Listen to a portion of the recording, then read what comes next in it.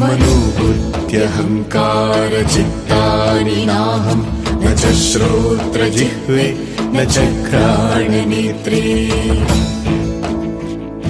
न च व्योमभूमिर्न तेजो न वायुः चिदानन्दरूपः शिवोऽहं शिवोऽहं चिदानन्दरूपः शिवोऽहं शिवोऽहम् चिदानन्दरूपः शिवोऽहं शिवोऽहं चिदानन्दरूपः शिवोऽहं शिवोऽहम्